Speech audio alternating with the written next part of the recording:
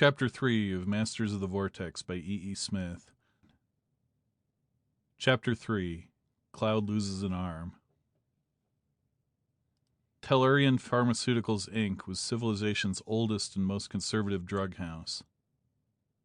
Hidebound was the term most frequently used not only by its younger employees, but also by its more progressive competitors. But corporatively, Tellurian Pharmaceuticals, Inc. did not care. Its board of directors was limited by an ironclad, if unwritten law to men of 70 years more. And against the inertia of that ruling body, the impetuosity of the younger generation was exactly as efficacious as the dashing of ocean waves against an adamantine cliff, and in very much the same fashion. Ocean waves do in time cut into even the hardest rock. In every century or two, TPI did take forward step. After 100 years of testing by others, had proved conclusively that the new idea conformed in every particular with the exalted standards of the Galactic Medical Association. TPI's plan upon the planet Deka, Decamore 3 on the charts, filled the valley of Clear Creek and the steep, high hills on its sides, from the mountain spring which was the creek's source to its confluence with the Spokane River. The valley floor was a riot of color, devoted as it was to the intensive cultivation of medicinal plants. Along both edges of the valley extended row after row of hydroponics sheds. Upon the mountain sides there were snake dens, lizard pens, and enclosures for many other species of fauna. Nor was the surface all that was in use. The hills were hollow, honeycombed into hundreds of rooms, in which, under precisely controlled environments of temperature, atmosphere, and radiation, were grown hundreds of widely variant forms of life. At the confluence of creek and river just inside the city limits of New Spoke, originally New Spokane, there reared and sprawled the company's headquarters buildings, offices, processing and synthesizing plants, laboratories, and so on. In one of the laboratories, 3 levels below ground, 2 men faced each other. Works Manager Graves was tall and fat. Fenton V. Fairchild, M.D., N.U.D., F.C.R., consultant in radiation, was tall and thin. "Everything set, Graves?" "Yes, 12 hours, you said." "For the full cycle, 7 to the point of maximum yield. Go ahead." "Here are the seeds, Draconian broadleaf. For the present you will have to take my word for it that they did not come from Trenco. These are standard hydroponics tanks, size 1. The formula of the nutrient solution, while complex and highly critical, contains nothing either rare or unduly expensive. I plant the seed, thus, in each of the 2 tanks. I cover each tank with a plastic hood, transparent to the frequencies to be used. I cover both with a larger hood, so. I align the projectors, thus. We will now put on armor, as the radiation is severe, and the atmosphere, of which there may be leakage when the pollinating blast is turned on, is more than slightly toxic. I then admit Tranconian atmosphere from this cylinder." "Synthetic or imported?" Graves interrupted. "Imported. Synthesis is possible, but prohibitively expensive and difficult. Importation in tankers is simple and comparatively cheap. I now energize the projectors. Growth has begun." In the glare of blue-green radiance, the atmosphere inside the hoods, the very ether, warped and writhed. In spite of the distortion of vision, however, it could be seen that growth was taking place, and at an astounding rate. In a few minutes the seeds had sprouted. In an hour the thick, broad, purplish-green leaves were inches long. In 7 hours each tank was full of a lushly luxuriant tangle of foliage. "This is the point of maximum yield," Fairchild remarked as he shut off the projectors. "We will now process 1 tank, if you like."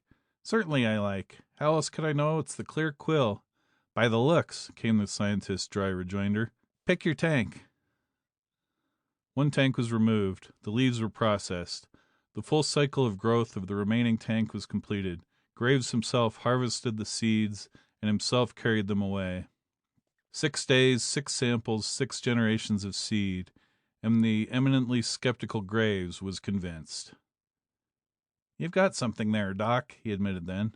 "We can really go to town on that. Now how about notes, or stuff from your old place, or people who may have smelled a rat? I'm perfectly clean. None of my boys know anything important, and none ever will. I assemble all apparatus myself from standard parts, and disassemble it myself. I've been around, Graves. Well, we can't be too sure. The fat man's eyes were piercing and cold. Leakers don't live very long. We don't want you to die, at least not until we get in production here. Nor then, if you know when you're well off, the scientist countered cynically. I'm a fellow of the College of Radiation, and it took me 5 years to learn this technique. None of your hatchetmen could ever learn it. Remember that, my friend. So we don't get off on the wrong foot and don't get any funny ideas. I know how to run things like this, and I've got the manpower and equipment to do it. If I come in, I'm running it, not you. Take it or leave it. The fat man pondered for minutes, then decided, I'll take it. You're in, Doc. You can have a cave. 217 is empty, and we'll go up and get things started right now. Less than a year later, the same two men sat in Graves' office. They waited while a red light upon a peculiarly complicated desk board faded through pink into pure white. All clear. This way, Doc. Graves pushed a yellow button on his desk, and a section of blank wall slid aside. In the elevator thus revealed, the two men went down to a sub-basement, along a dimly lit corridor, through an elaborately locked steel door, and into a steel-lined room. 4 inert bodies lay upon the floor. Graves thrust a key into an orifice, and a plate swung open, revealing a chute into which the bodies were dumped. The two retraced their steps to the manager's office. Well, that's all we can feed to the disintegrator. Fairchild lit an alsaconite cigarette and exhaled appreciatively. Why, going soft on us? No, the ice is getting too thin. What do you mean, thin? Graves demanded. The patrol inspectors are ours, all that count. Our records are fixed. Everything's on the green. That's what you think, the scientist sneered. You're supposed to be smart, are you? Our accident rate is up 300s, industrial hazard rate and employee turnover about 3.5, and the narcotics division alone knows how much we've upped total bootleg sales. Those figures are all in the patrol's books. How can you give such facts the brush off? We don't have to, Graves laughed comfortably. Even 0.5% wouldn't excite suspicion. Our distribution is so uniform throughout the galaxy that they can't center it. They can't possibly trace anything back to us. Besides, with our lily-white reputation, other firms would get knocked off in time to give us plenty of warning. Letzenschiffers, for instance, is putting out heroin by the ton. So what? Fairchild remained entirely unconvinced. Nobody else is putting out what comes out of the Cave 217. Demand and price prove that. What you don't seem to get, Graves, is that some of those damned Lensmen have brains. Suppose they decide to put a couple of Lensmen onto this job, then what? The minute anybody runs a rigid statistical analysis on us, we're done for.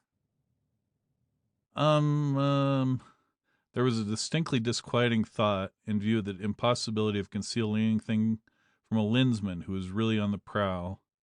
That wouldn't be so good. What would you do? I'd shut down 217 and the whole hush-hush end until we can get our records straight and our death rate down to the old 10-year average. That's the only way we can be really safe.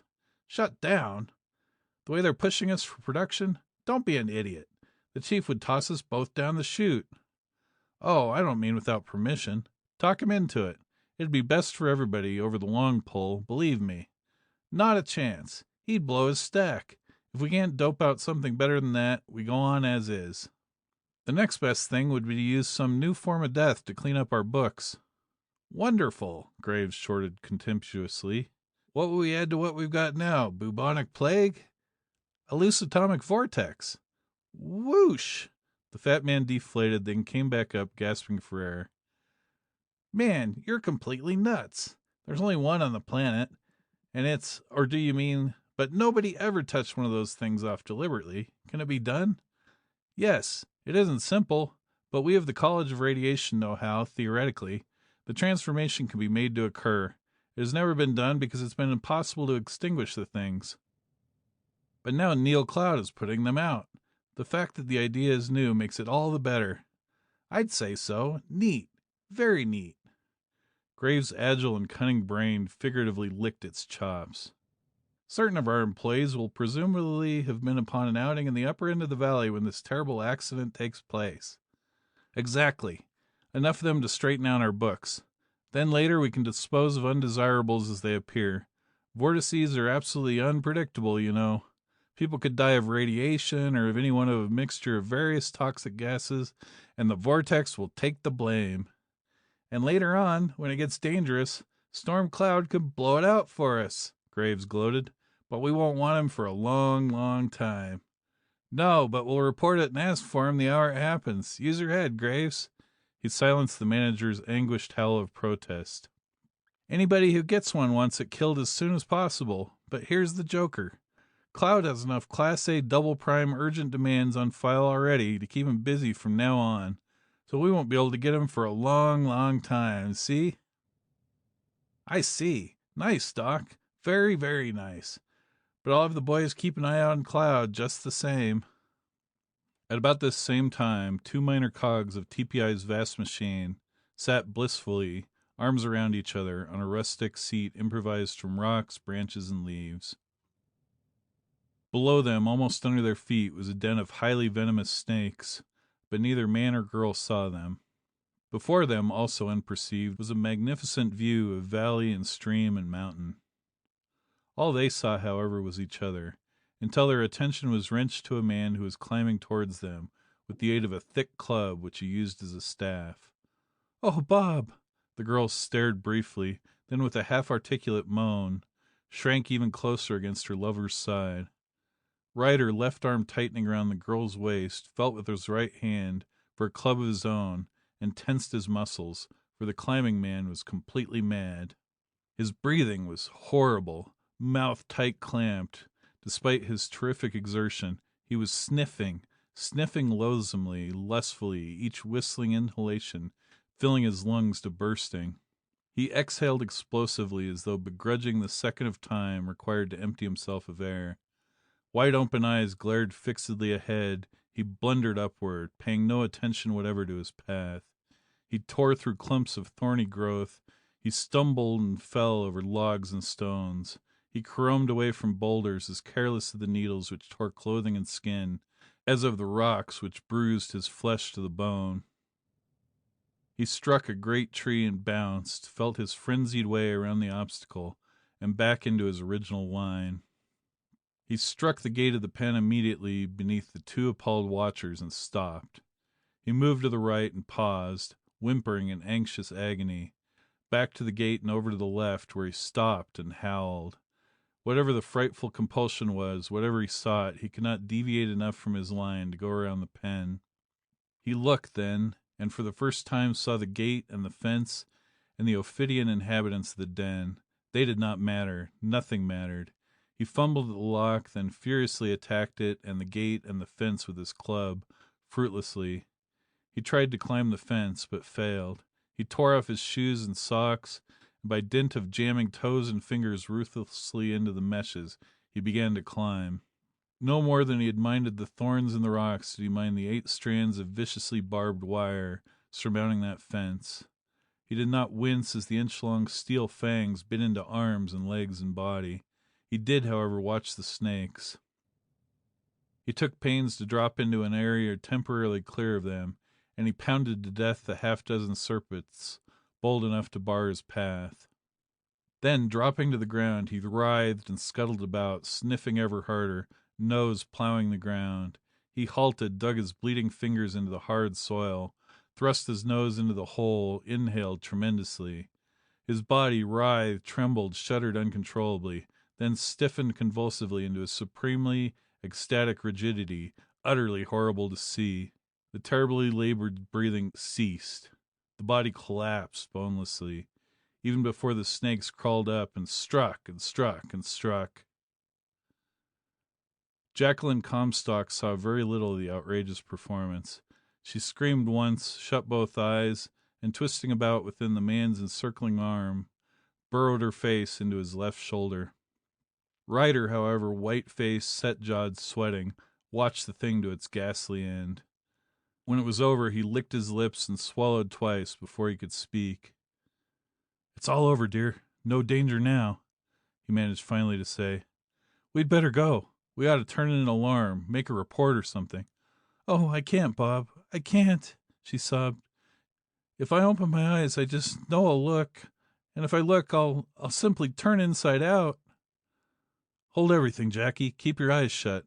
I'll pilot you and tell you when we're out of sight. More than half carrying his companion, Ryder set off down the rocky trail. Out of sight of what had happened, the girl opened her eyes and they continued their descent into a more usual, more decorous fashion until they had met a man hurrying upward. "Oh, Dr. Fairchild!" There was a... But the report which Ryder was about to make was unnecessary. The alarm had already been given. "I know," the scientist puffed. "Stop! Stay exactly where you are." He jabbed a finger emphatically downward to anchor the young couple in the spot they occupied. "Don't talk. Don't say a word until I get back." Fairchild returned after a time, unhurried and completely at ease. He did not ask the shaken couple if they'd seen what had happened. He knew. But, Doctor," Ryder began. "Keep still. Don't talk at all," Fairchild ordered brusquely. Then in an ordinary conversational tone he went on.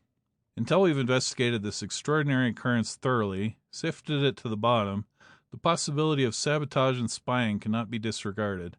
As the only eyewitnesses, your reports will be exceedingly valuable. But you must not say a word until we are in a place I know is proof against any and all spy rays. Do you understand?" "Oh, yes, we understand." "Pull yourselves together, then. Act unconcerned, casual, particularly when we get to the administration building. Talk about the weather, or better yet, about the honeymoon you're going to take on Chicoladoria." Thus there was nothing visibly unusual about the group of three which strolled into the building and into Graves' private office. The fat man raised an eyebrow. "I'm taking them to the private laboratory," Fairchild said, as he touched the yellow button and led the two toward the private elevator. "Frankly, young folks, I'm a scared, yes, a badly scared man." This statement, so true and yet so misleading, resolved the young couple's intuit doubts. Entirely unsuspectingly they followed the senior radiationist into the elevator, and after it had stopped, along a corridor. They paused as he unlocked and opened a door. They stepped unquestioningly into the room at his gesture. He did not, however, follow them in. Instead, the heavy metal slab slammed shut, cutting off Jackie's piercing shriek of fear. "You might as well cut out the racket," came from a speaker in the steel ceiling of the room. "Nobody can hear you but me." "But, Mr. Graves, I thought Dr. Fairchild told us we were going to tell him about—" "You're going to tell nobody nothing. You saw too much and know too much, that's all." "Oh, that's it." Ryder's mind reeled as some part of the actual significance of what he had seen struck home. "But listen, Jackie didn't see anything. She had her eyes shut all the time, and doesn't know anything. You don't want to have the murder of such a girl as she is on your mind, I know. Let her go and she'll never say a word. We'll both swear to it. Or you could—" "Why? Just because she's got a face and a shape?" the fat man sneered. "No soap, Junior. She's not that much of a—" He broke off as Fairchild entered his office. "What? How about it? How bad is it?" Graves demanded. "Not bad at all. Everything's under control." "Listen, Doctor," Ryder pleaded. "Surely you don't want to murder Jackie here in cold blood. I was just suggesting to Graves that he could get a therapist." "Save your breath," Fairchild ordered. "We have important things to think about. You two die." "But why?" Ryder cried. He could as yet perceive only a fraction of the tremendous truth.